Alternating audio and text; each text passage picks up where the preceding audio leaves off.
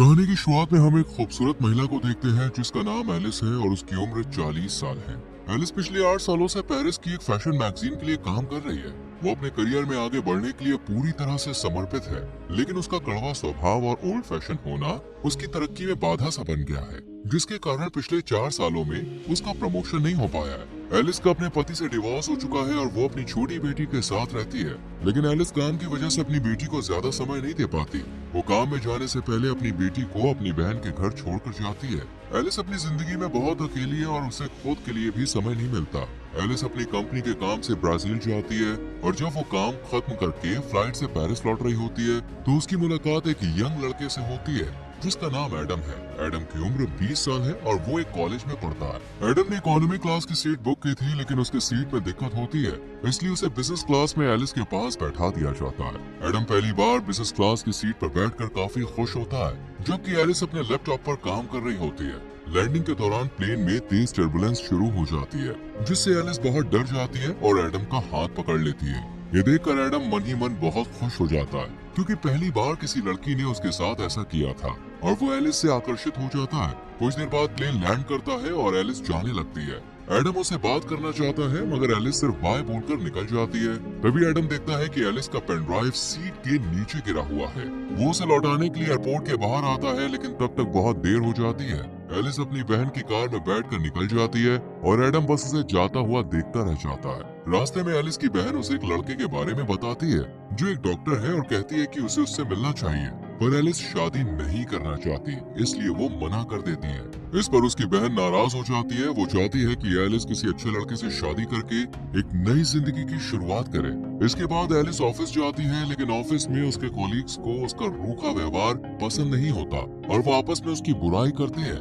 हालांकि ऑफिस में एलिस का एक मेल फ्रेंड है जो उसे हर चीज में सपोर्ट करता है। ऑफिस की एक स्टाफ मेंबर एलिस को बताती है कि एडम नाम के किसी लड़के का कॉल आया था, वो तुमसे बात करना चाहता है, लेकिन एलिस ये कहकर मना कर देती है कि वो किसी एडम को नहीं जानती है। फिर एलिस अपने बॉस के पास जाती है और प्रमोशन की बात करती है, और वो कहता है तुम्हारे लिखे हुए आर्टिकल पुराने लगते हैं, लोगों को उनमें अब कोई दिलचस्पी नहीं है, तुम्हें कुछ नया और रोमांच लाना होगा। अगर ऐसे ही चलता रहा तो मुझे तुम्हें नौकरी से निकालना पड़ेगा। ये सुनकर एलिस आज देर रात तक ऑफिस में काम करती है और सोचती है कि वो कुछ नया और रोमांच कैसे ला सकती है। तभी उसके पास वही स्टाफ मेंबर का नोट मिलता है जिसमें लिखा होता है कि वो लड़का पेन ड्राइव की बात कर रहा था। एलिस को याद आता है कि उसने गलती से पेन ड्राइव प्लेन के अंदर गिरा दी थी। वो तुरंत एडम को कॉल करती है और कहती है कि तुम कहाँ हो, मुझे पेन ड्राइव चाहिए, वो बहुत जरूरी है। एडम उस समय अपने दोस्तों के साथ एक बार में होता है जहाँ वो एलिस को आने के लिए कहता है। जब एलिस बार के बाहर पहुँचती है तो एडम उसे अंदर ले जाता है और अपने दोस्तों से मिलवाता है। वहाँ एलिस के ऑफिस की 2 लड़कियां भी होती हैं जो एलिस को एडम के साथ देखकर हैरान हो जाती हैं। एलिस को पेन ड्राइव लेकर जल्दी निकलना होता है, इसलिए वो एडम से पेन ड्राइव मांगती है। इस पर एडम कहता है कि पेन ड्राइव मेरे घर पर है, इसलिए हमें वहाँ जाना होगा। वो दोनों बाहर आते हैं और एडम उसे अपने स्कूटर पर बैठने को कहता है। एलिस पहली बार स्कूटर पर बैठ रही होती है, इसलिए वो थोड़ा हिचकिचाती है। एडम उसे हेलमेट पहनने को देता है। जब एलिस उसे ठीक से पहन नहीं पाती तो एडम उसकी मदद करता है। तभी एलिस की ऑफिस की वही दोनों लड़कियां उन्हें एक ऐसे एंगल से देखती है जिससे लगता है कि जैसे वो दोनों किस कर रहे हैं। वो चुपके से उसकी फोटो क्लिक कर लेती है और उसे ऑनलाइन पोस्ट कर देती है। एडम एलिस को अपने घर लाता है जहाँ उसके डैड भी मौजूद होते हैं। एडम जानबूझकर पेन ड्राइव देने में देरी करता है ताकि वो एलिस से थोड़ी देर और बात कर सके, पर जब वो एलिस को पेन ड्राइव देता है और वो घर से निकलती है तो एडम कहता है कि क्या मैं तुम्हें स्कूटर से छोड़ दूं? इस पर एलिस कहती है मैं कैब से चली जाऊंगी।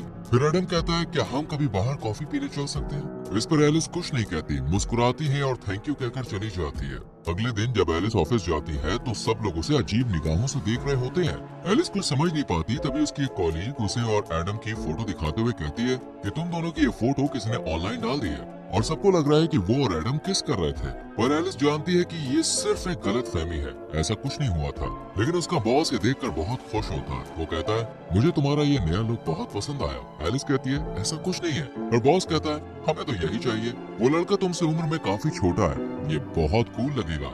बॉस को लगता है कि मैगजीन युवाओं को टारगेट करती है और अगर एलिस एक जवान लड़के के साथ रिलेशनशिप में है तो वो युवा पीढ़ी की सोच को बेहतर समझ पाएगी। वो कहता है तुम इसमें लगी रहो, ऐसा करने से हमारी मैगजीन बिकेगी, क्योंकि लोगों को मिर्च मसाला चाहिए होता है। पर एलिस अपने से कम उम्र के लड़के को डेट नहीं करना चाहती है। वो अपने दोस्त से इस बारे में बात करती है जो उसे सलाह देता है कि उसे बस दुनिया को दिखाने के लिए एडम को डेट करना चाहिए। वो कहता है अगर तुम्हारा बॉस ये देखेगा तो वो तुमसे खुश होकर तुमको प्रमोशन दे सकता है। पर किसी की भावनाओं से खेलना और झूठ बोलना सही नहीं था, लेकिन एलिस के दिमाग में सिर्फ प्रमोशन की धुन सवार थी, इसलिए वो ज्यादा ना सोचते हुए अपने करियर को आगे बढ़ाने के लिए एडम का फायदा उठाने का फैसला कर लेती है। अगले दिन एलिस एडम से मिलती है, वो भी बिल्कुल नए लुक में। उसे देखकर एडम उस पर से अपनी नजरें नहीं हटा पाता।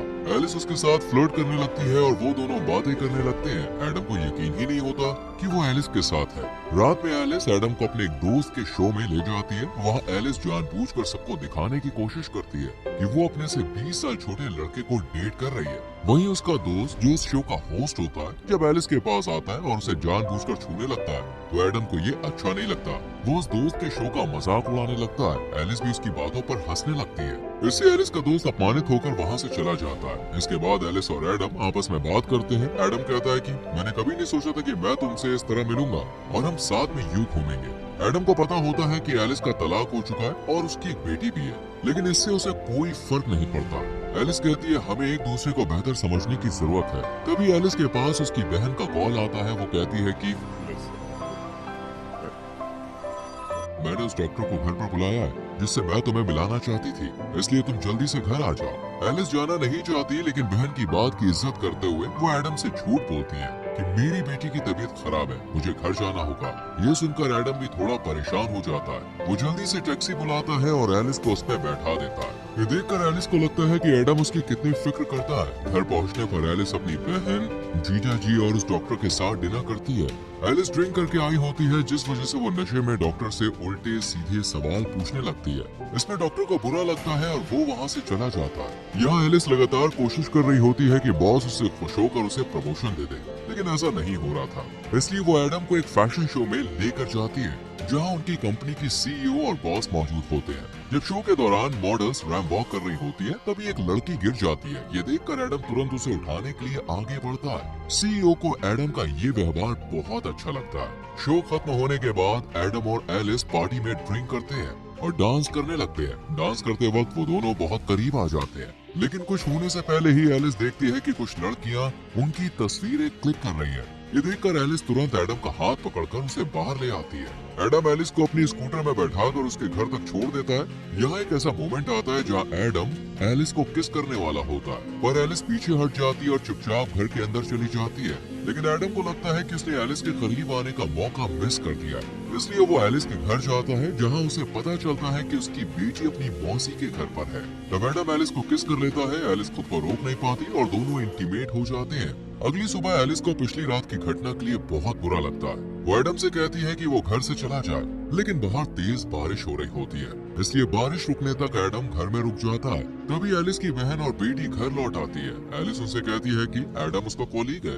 वो एडम के हाथ में कुछ फाइल्स दे देती है और एडम वहाँ से जाने लगता है, पर जैसे ही वो दरवाजे से बाहर जाता है एलिस उसे रोककर किस कर लेती है। इससे हमें समझ में आता है कि एलिस अब सच में एडम को पसंद करने लगी है और उसके साथ रहने में उसे अच्छा लगता है। जिस रिश्ते को उसने दुनिया को दिखाने के लिए शुरू किया था, अब वो सचमुच एक एहसास में बदल चुका है। इसके बाद से एडम और एलिस अक्सर साथ में घूमने लगते हैं। एडम उसे सरप्राइज देता है, उसे घुमाने ले जाता है, जो एलिस को बहुत पसंद आता है। अब एलिस और एडम के बीच गहरी भावनाएं विकसित होने लगती हैं। दोनों साथ में बहुत खुश होते हैं। एक दिन एडम एलिस से पूछता है कि तुम दिखने में खूबसूरत हो, अमीर हो, तो फिर तुमने मुझे पसंद क्यों किया? इसका जवाब एलिस के पास नहीं होता, क्योंकि वो अपने फायदे के लिए एडम के साथ रिश्ते में आई थी, पर अब उसे सच में एडम से प्यार हो गया है। कुछ दिन के बाद एलिस को काम में प्रमोशन मिल जाता है, जिससे वो बेहद खुश होती है। लेकिन अब वो एडम के बारे में सोचने लगती है, क्या उसे इस रिश्ते को जारी रखना चाहिए? जब वो एडम से मिलती है तब एडम उससे कहता है कि मैं तुमसे बहुत प्यार करता हूँ और तुमसे शादी करना चाहता हूँ। ये सुनकर एलिस हैरान रह जाती है। वो कहती है कि हम दोनों बहुत अलग हैं, मैं तुमसे 20 साल बड़ी हूँ, तुम्हें अभी अपनी जिंदगी में बहुत कुछ करना है, हम इस रिश्ते को आगे नहीं बढ़ा सकते। एलिस कहती है, मैं तुमसे प्यार करती हूँ पर मेरी जिंदगी में बहुत सारी जिम्मेदारियाँ हैं, मेरी बेटी है, मेरा काम है, ऐसे में हम साथ नहीं रह सकते। लोग हमारे रिश्ते को लेकर क्या कहेंगे? वो कहती है, शायद यही बेहतर होगा कि हम यहीं पर रुक जाएं। लेकिन एडम उसकी बातों को नहीं मानता। फिर भी एलिस वहाँ से चली जाती है। एलिस जानती है कि उसने एडम को पहले सिर्फ प्रमोशन के लिए इस्तेमाल किया था, लेकिन अब उसे भी उससे सच में प्यार हो गया और वो उसके साथ रहना चाहती है। फिर भी अपनी जिम्मेदारियों और समाज के डर के कारण वो एडम से दूर हो जाती है। एलिस एडम से दूर होकर बहुत अकेला और तन्हा महसूस कर रही होती है। उसके लिए एडम को भुलाना काफी मुश्किल हो रहा था। वहीं एडम का भी यही हाल था। वो अपने दुख को अपने पिता से साझा करता है। उसके पिता उसे समझाते हैं और कहते हैं, जब मैं तुम्हारी उम्र का था तब मुझे भी प्यार हुआ था। ये सब चलता रहता, तुम्हें अपनी जिंदगी में आगे बढ़ना होगा। कुछ दिन बाद एलिस के ऑफिस में सीईओ खुद मैगजीन का कवर फोटो देखने आती है, लेकिन उन्हें कवर फोटो पसंद नहीं आती। वो मेल मॉडल की जगह किसी नए और अनदेखे चेहरे की तलाश में होती है। तभी उनकी नजर एलिस के लैपटॉप स्क्रीन पर पड़ती है, जिसका वॉलपेपर एडम की तस्वीर होती है। उसे देखकर सीईओ को याद आता है कि ये वही लड़का है जिसने फैशन शो में रैंप वॉक के दौरान गिरी हुई लड़की को उठाया था। वो चाहती है कि एडम उनके मैगजीन का नया मॉडल बने। ये सुनकर एलिस को अच्छा नहीं लगता। वो नहीं चाहती कि वो फिर से एडम से मिले, लेकिन अपने बॉस के कहने पर उनकी बात उसे माननी पड़ती है। एलिस एडम को कॉल और मैसेज करती है और एडम एक टूटे हुए आशिक की तरह घर में बैठकर ड्रिंक कर रहा होता है। वो एलिस के कॉल और मैसेज का गुस्से में जवाब नहीं देता। अब एलिस खुद उसके घर जाती है और उसे अपने साथ बाहर लेकर आती है। एडम को लगता है कि अब एलिस फिर से उसके साथ रिश्ता शुरू करना चाहती है, लेकिन एलिस उसे बताती है कि तुम्हें मैगजीन के लिए मॉडल बनना होगा, तुम्हें खूबसूरत लड़कियों के साथ काम करने का मौका मिलेगा और इसके लिए तुम्हें पैसे भी मिलेंगे। ये सुनकर एडम गुस्से में आ जाता है। उसे समझ में आ जाता है कि एलिस अपने काम के लिए उसके पास आई है। वो कहता है, मैं तुमसे मिलना नहीं चाहता, अच्छा होगा हम कभी ना मिले, और वो गुस्से में वहाँ से चला जाता है। जिस दिन एडम का फोटो शूट होना होता है, सभी एडम के आने का इंतजार कर रहे होते हैं। एलिस को डर लगता है कि अगर एडम नहीं आया तो उसे नौकरी से निकाल दिया जाएगा। तभी एडम वहाँ पे आ जाता है क्योंकि वो अभी एलिस से प्यार करता है। उसे मेकअप रूम में ले जाया जाता है जहाँ उसका लुक तैयार किया जा रहा होता है। कभी उसके पास एलिस का दोस्त आता है और एडम से माफी मांगता है। वो कहता है कि मैंने ही एलिस को सलाह दी थी कि वो तुम्हारे साथ झूठा रिश्ता बनाए ताकि उसे प्रमोशन मिल सके। ये सुनकर एडम को बहुत दुख होता है कि एलिस का प्यार एक नाटक था। वो बाहर आता है और सबके सामने एलिस को किस कर लेता है। फिर एडम अपना फोटो शूट करवाता है, लेकिन ये सब उसके लिए नया अनुभव होता है। वो अच्छे से पोज नहीं दे पा रहा होता है और फोटोग्राफर को बार बार उसे निर्देश देने पड़ते हैं, जिससे एडम चिढ़ जाता है और वहाँ से जाने लगता है। तभी एलिस उसे समझाने के लिए आती है, पर एडम उस पर गुस्सा करता है और कहता है, मैंने तुमसे दिल से प्यार किया और तुमने अपने फायदे के लिए मेरा इस्तेमाल किया। फिर एडम दुखी होकर वहाँ से चला जाता है, जिससे एलिस को भी बहुत बुरा लगता है। उसका बॉस भी उसे नौकरी से निकाल देता है और वो पूरी तरह से अकेली पड़ जाती है। वो एडम को भूल नहीं पा रही होती है और उसकी यादें उसे हर पल सताती रहती है। एलिस को एहसास होता है कि उसके लिए करियर से ज्यादा जरूरी वो इंसान है जिससे वो प्यार करती है। इसलिए एलिस एडम के कॉलेज जाती है और सबके सामने कहती है, मैंने अपने भविष्य को लेकर सोचना छोड़ दिया है और मुझे फर्क नहीं पड़ता कि समाज हमारे बारे में सोचेगा।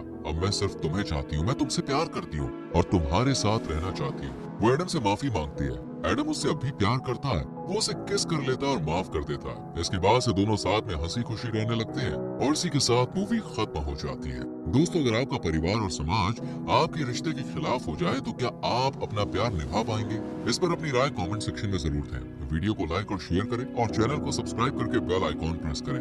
मिलते हैं अगली वीडियो में। Till then, bye bye, take care.